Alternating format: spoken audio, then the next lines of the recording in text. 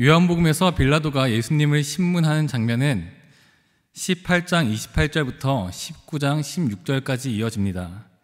예수님이 신문을 받는 장면이 매일 성경에서 오늘과 내일에 걸쳐서 이렇게 이틀에 나눠지는 이유는 오늘 본문인 18장 28절부터 38절은 빌라도의 첫 번째 재판이고 내일 본문인 18장 39절부터 19장 16절까지는 빌라도의 두 번째 재판이기 때문입니다.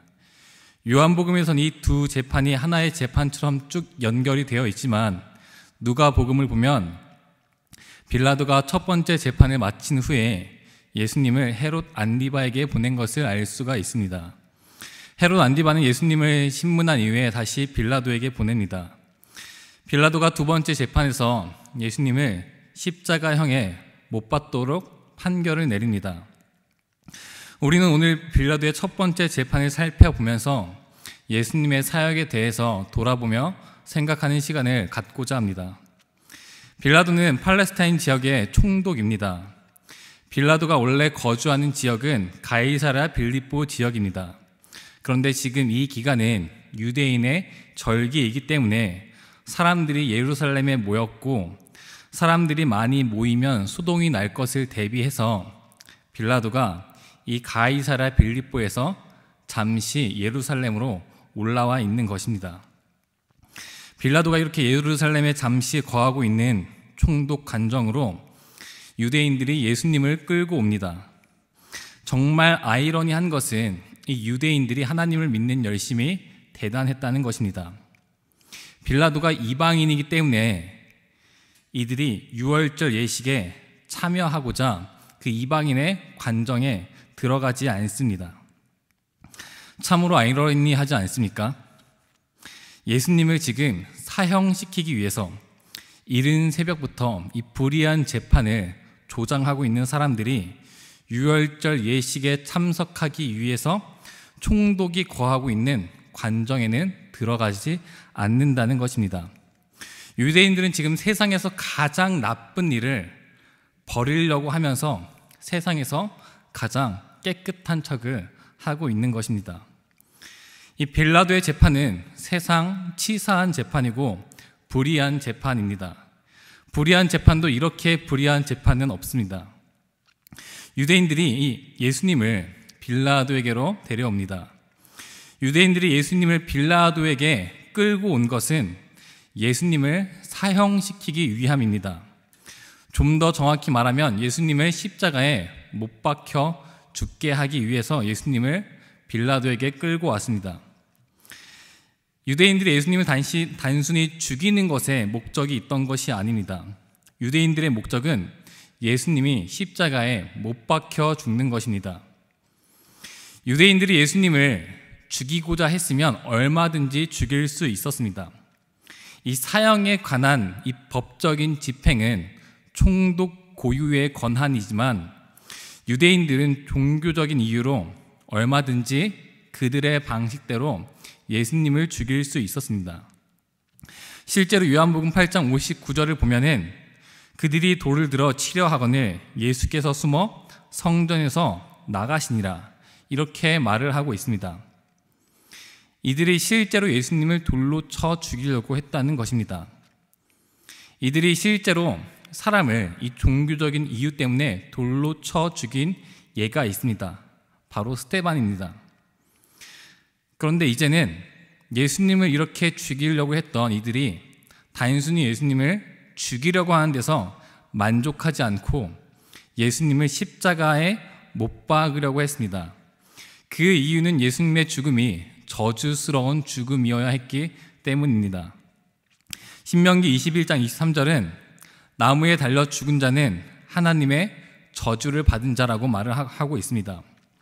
유대인들의 입장에서 예수님의 죽음이 공식적으로 저주받은 죽음이어야 했습니다. 그리고 그 방법이 십자가였던 것입니다. 빌라도는 예수님을 잡으려고 하는 유대인들에게 로마 병사를 내어 주었습니다.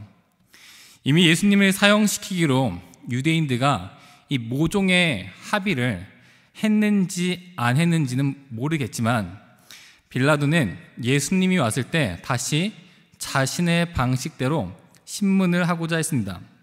그리고 신문을 한 결과 예수님께 혐의 없다라고 하는 결론을 내렸습니다.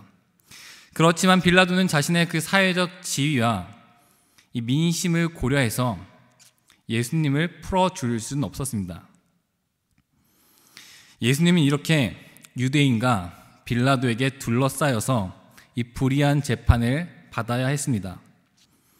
그렇지만 예수님은 그 가운데서도 전혀 굴하지 않고 하나님 나라를 설파하였습니다. 내가 유대인의 왕이냐라고 묻는 이 빌라도의 질문에 대해서 그렇다라고 말씀하시면서 내 나라는 이 세상에 속한 것이 아니요 진리에 대하여 증언하러 왔다라고 예수님은 말씀하셨습니다. 예수님이 그 재판을 받던 현실을 생각해 보면 예수님을 따르는 자들에게는 모든 것이 무너지는 재판이었을 것입니다. 베드로는 이미 예수님을 3번이나 부인하면서 예수님을 떠나갔습니다. 그래도 베드로와 달리 예수님의 그 재판의 현장을 끝까지 쫓아다니면서 예수님을 응원하는 사람들이 있었을 것입니다. 그 사람들이 지켜보았을 것입니다. 예수님은 이미 빌라도에게 재판을 받기 전에 안나스에게 재판을 받고 빌라도에게 갔습니다. 예수님을 따르는 자들은 빌라도는 그래도 조금 더 공정하게, 조금 더 정직하게 판결을 내리겠지, 이렇게 일말의 희망을 갖고 있었을 것입니다. 그리고 빌라도가 나는 예수에게서 아무런 혐의도 찾지 못하겠다, 이렇게 말하였을 때 그들의 마음 가운데는 예수님이 풀려날 수도 있겠구나 하는 기쁨이 잠시나마 있었을 수도 있을 것입니다. 그런데 빌라도가 예수님을 풀어주지 않습니다. 헤롯에게 보냅니다. 그리고 헤롯은 다시 예수님을 빌라도에게 보냅니다. 그리고 빌라도는 예수님을 십자가에 처하도록 이제 사형을 언도합니다. 이 모든 것을 지켜본 그 예수님의 그 제자들에게는, 그 예수님을 따르는 이들에게는 모든 것이 무너지는 현실이었을 것입니다. 하지만 그러한 불의한 재판 가운데서도 예수님은 끝까지 진리를 선포하셨습니다. 예수님은 도저히 이길 수 없는 게임에도 계속 진리를 말하셨습니다. 예수님은 이렇게 말씀하십니다. 내 말과 같이 내가 왕이니라. 내가 이를 위하여 태어났으며 이를 위하여 세상에 왔나니 곧 진리에 대하여 증언하려 함이로라. 무릇 진리에 속한 자는 내 음성을 듣느니라. 예수님은 진리를 증언하시기 위해서 이 땅에 오셨습니다. 그리고 이 조작된 재판, 조작된 승부 가운데서 예수님은 진리를 선포하시기를 굴하지 않으셨습니다. 진리를 선포하는 것이 예수님의 사명이기 때문입니다. 이 재판은 결국엔 세상의 승리로 끝납니다. 예수님을 따르던 자들에게 예수님이 진리를 선포하신 것은 결국 허공의 메아리처럼 여겨졌을 수도 있을 것입니다. 하지만 예수님은 결국엔 승리하셨습니다. 십자가에서 승리하셨습니다. 세상 사람들이 이겼다라고 생각했던 그 지점에서 예수님은 승리하신 것입니다. 예수님이 살아가던 시대와 같이 우리가 사는 시대는 수많은 과학기술이 발전했고 이성의 시대라고 이야기를 합니다. 하지만 예수님이 살아가던 시대와 같이 지금 이 시대는 엄밀히 말해서 이성의 시대는 아닙니다. 예나 지금이나 우리는 영적인 세계 가운데서 어둠과 전쟁을 하며 살아가고 있습니다. 어둠의 권세는 지금도 사람들의 눈과 귀를 속이고 있습니다. 어떤 이들은 유대인들과 같이 세상에서 가장 더러운 짓을 하고 있으나 스스로를 깨끗하다고 정결 예식을 지키면서 살아가고 있을 수도 있습니다.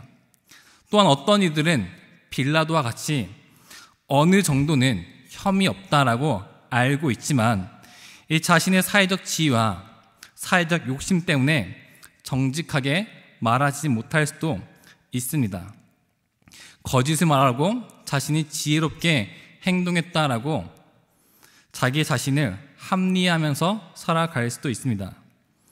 거짓이 득세하는 사회 가운데 진리를 외치는 것은 어떻게 보면 지고 있는 게임을 하는 것처럼 보이기도 합니다.